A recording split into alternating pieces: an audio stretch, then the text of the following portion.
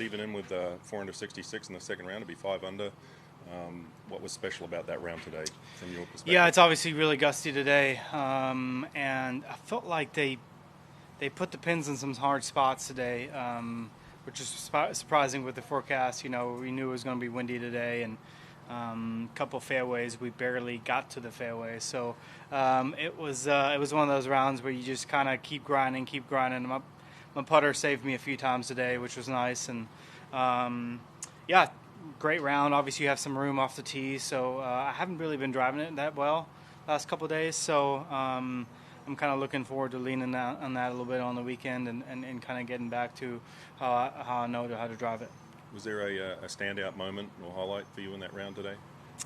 Yeah, I had a really nice drive on number 3. We had like downwind, and I went after one and I hit 7-9 on a par 5, which was awesome. You know, it was kind of a simple birdie, and kind of kept the round going. I birdied 2 and 3 after bogeying 1, which kind of felt like a par. I mean, I think Carson hit driver 3 wood, and I hit driver 3 wood on a par 4, which doesn't really happen that often. So, but yeah, it's one of those golf courses, right? Like, it doesn't have a lot of defense except for the length and some of the pin placements. So I'm super happy with my round.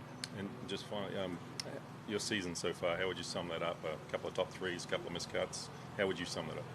Yeah, obviously I started off really well on the West Coast, which is not really like me. I've played kind of poorly in the past on the West Coast, so I'm happy with it. You know, I had a couple chances to win, especially in San Diego.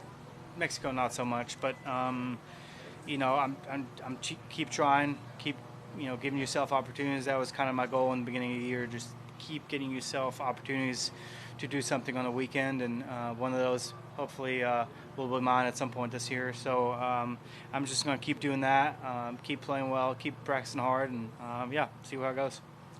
Outside of Tony's 800 rounds, 66 is the best score out there today. Did it feel maybe a little bit better than a 66 considering the conditions? Yeah, I mean, it's hard to say, right? You see Tony posting 62, obviously in the morning, so I'm sure the wind wasn't blowing quite as much. But you know, to have a low round by 4 doesn't really happen that often on the PGA Tour. So hats off to him. That was, I mean, obviously incredible. So you know, it's a score, right? Like I'm just trying to make the best score in each hole and add them up in the end. And I'm super happy with 4 under. Obviously, if somebody would have told me before the round to shoot 66, I would have taken it and sat and had a couple beers. So no, I'm like I said, I'm super happy. It was a super grind. Didn't have my best stuff off the tee and second shot, so I'm excited to kind of get another shot at it next couple days. Does it maybe loosen you up a little bit? I know a lot of guys this week have talked about the rough not being as penal, so since you're not hitting it as good, does it kind of loosen you up a little bit knowing that you still have opportunities to get up and in and maybe save par on a hole that you don't have a couple good shots? Yeah, you know, I think this golf course, it does give you a lot of room off the tee on some spots, and you can hit some bad drives and still have a perfectly fine lie or whatever. There are some holes that you have to step up and hit a good tee shot to be able to hit it on the green, especially, you know, with the wind being up this week. And second shots, I mean, you hit it in the wrong spot here, you're making 5 or bogey at least. So, you know, that's a big one. You kind of miss the right spots. Off the tee, obviously, it's a little lenient.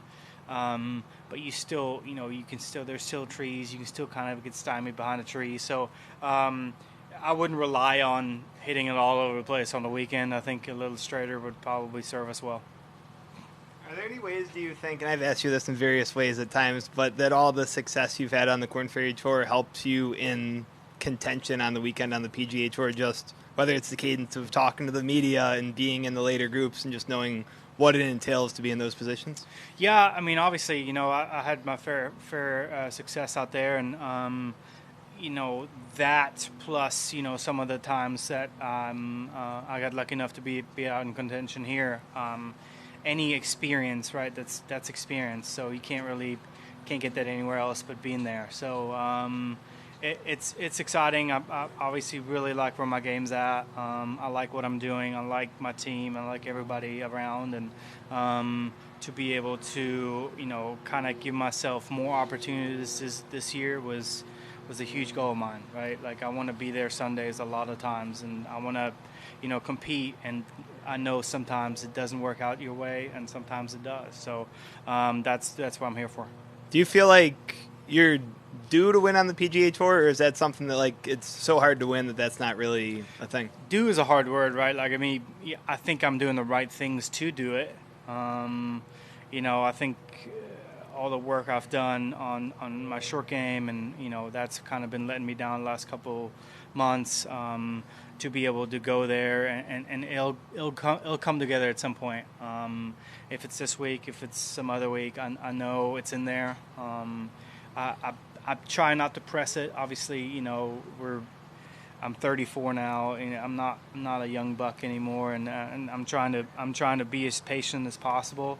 But yeah, I'm definitely looking forward to that first one.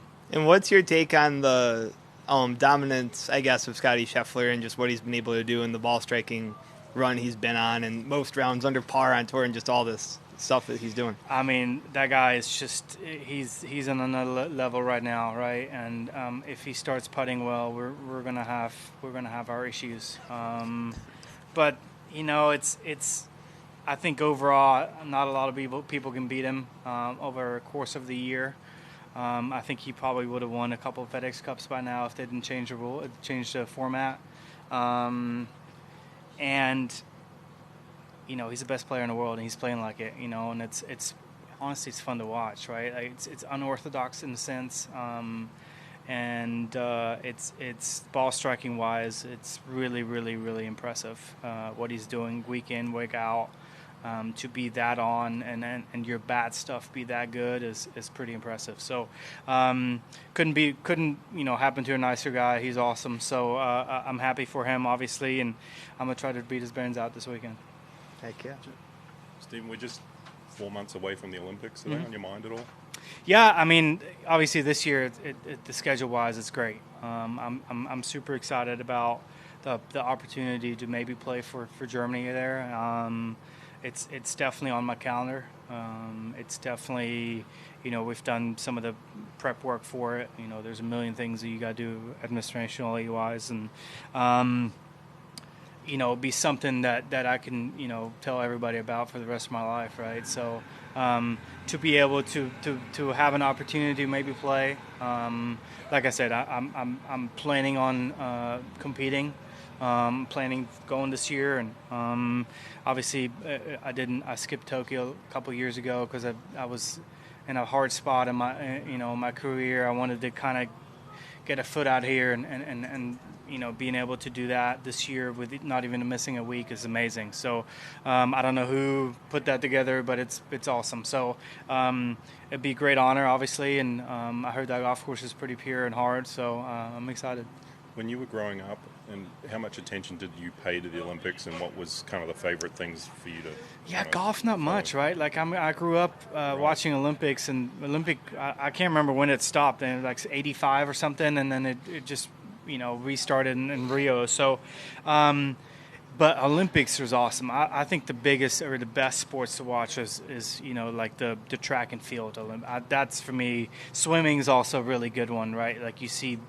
I was over here when Phelps was going on his run, and like for Germans, we would watch some of the Winter Olympics is more our deal. The bobsled and the all that kind of stuff is we grew up watching that. The triathlon, what's it called? The triathlon with you shoot the biathlon. It's awesome, right? So. That was more kind of what we watched for the Olympics. Golf was never, really in the realm of things to be able to do.